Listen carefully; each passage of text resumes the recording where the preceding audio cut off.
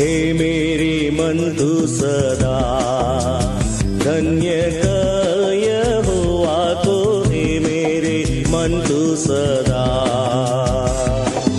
और जो कुछ मुझ में है उस पवित्र नाम को, और जो कुछ मुझ में है उस पवित्र नाम को, धन्य कर स्तुति नित्य करता रहे, हे मेरे मन तू सदा धन्य कर यहोवा को, हे मेरे मन तू सदा।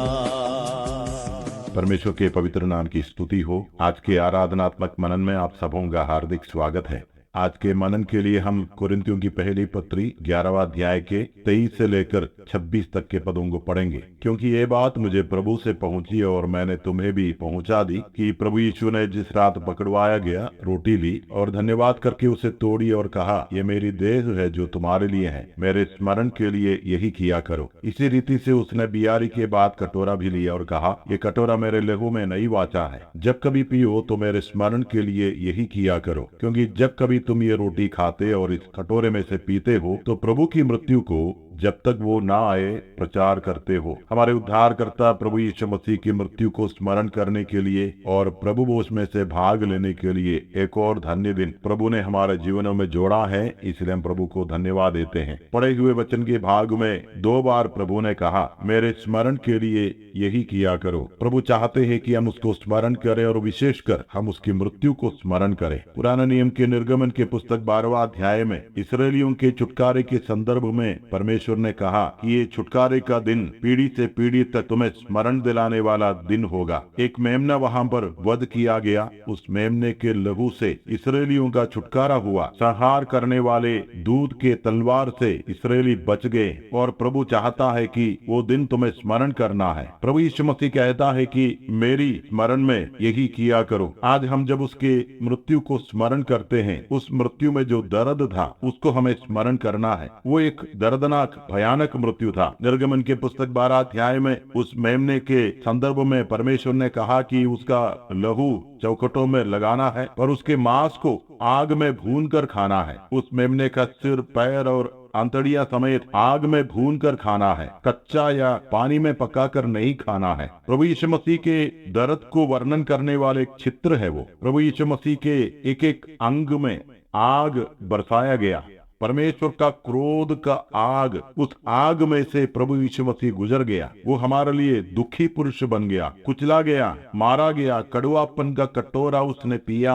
कलवरी के क्रूस के ऊपर चिल्ला कर कहा कि हे मेरे परमेश्वर, तूने मुझे क्यों छोड़ दिया। दर्दनाक मृत्यु था। हम जब उसकी मृत्यु को स्मरण करते हैं, भावनाओं के बिना हम उसके मृत्यु को स्मरण नहीं कर सकते हैं। उस मृत्यु का स्मरण हमारे हृदयों को स्पर्श करना है। प्रभु चाहता है कि ये केवल एक ऐतिहासिक घटना के रूप में हम स्मरण ना करें। हो सकता है मिस्र देश में से छुटकारा मिलने के सैकड़ों सालों के बाद जब एक इस्राएली फसह के मेमने को, फसह के पर्व को जब मनाते हैं, हो सकता है उनके लिए केवल एक ऐतिहासिक घटना है, सालों के पहले हुआ है। परंतु आज हम जब इस पर्व को मनाते हैं, प्रभु भोज को मनाते हैं, हमारे लिए केवल एक अर्थशून्य आचरण नहीं बने। हृदय को स्पर्श किए बिना हम इस रोटी और प्याला में से भाग कैसे ले। उस मृत्यु में जो दर्द था, उस दर्द को हमें स्मरण करना है। उस मृत्यु के उद्देश्य को हमें स्मरण करना है। वो केवल एक मृत्यु नहीं थी, वो बलिदान की मृत्यु थी। बलिदान का मतलब पापी के जगह निष्पाप मरना।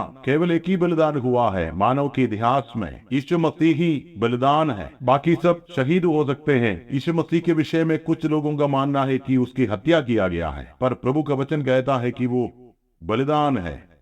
कुरिन्थियों की पहली पत्री 5वां अध्याय में पौलुस कहता है कि हमारा फसह जो मसीह है बलिदान हुआ है। फसह के मेमने के वध होने की वजह से इस्राएलियों का छुटकारा हुआ। उस मेमने को काटने के पीछे एक ही उद्देश्य था, इस्राएलियों का छुटकारा। प्रभु जब कहता है कि मेरे इस मृत्यु को स्मरण करो, उस मृत्यु के पीछे एक ही उद्देश्य था, पापी मनुष्य के छुटकारा, पापी मनुष्य के बचाव। और वो एक ऐसा मृत्यु था जिसमें परमेश्वर पिता प्रसन्न हो गया। न्यायी परमेश्वर, धर्मी परमेश्वर के सारे मांग यीशु मसीह की मृत्यु में पूरा हो गया। प्रभु यीशु मसीह की मृत्यु के विषय में हम इफिसियों की पत्री 5वां अध्याय में पढ़ते हैं कि वो सुखदायक सुगंध के लिए परमेश्वर के आगे भेंट करके उसने अपने आप को बलिदान कर दिया। परमेश्वर पिता ने प्रभु यीशु मसीह की मृत्यु को सुखदायक सुगंध के रूप में स्वीकार किया। मतलब परमेश्वर पिता संतुष्ट हो गया और इसलिए स्वर्ग से ऐलान हुआ कि अब इसके आगे कोई बलिदान की जरूरत नहीं है। एक ही मेमने के बलिदान के द्वारा,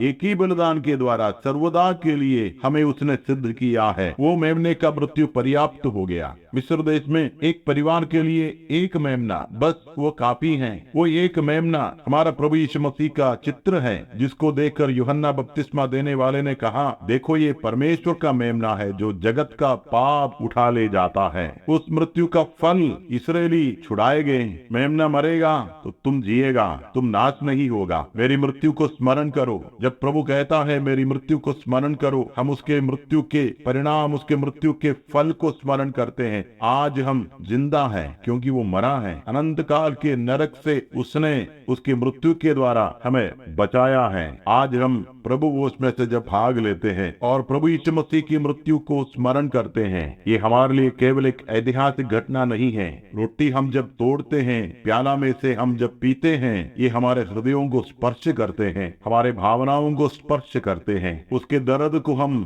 अपने आंखों के सामने देखते हैं। दुखी पुरुष जो बन गया है, हमारी जगह लेकर के परमेश्वर के सम्मुख अपने आप को भेंट चढ़ाकर परमेश्वर को प्रसन्न कर दिया। परमेश्वर के सारे मांगों को उसने पूरा किया और अभी प्रभु कहता है कि तुम्हारे पापों को अभी मैं स्मरण नहीं करूंगा। प्रभु को हम धन्यवाद देंगे। आज हम धन्यवादी हृदयों को लेकर के प्रभु वो उसमें से भाग लेंगे। उसके पवित्र नाम धन्य माना जाए।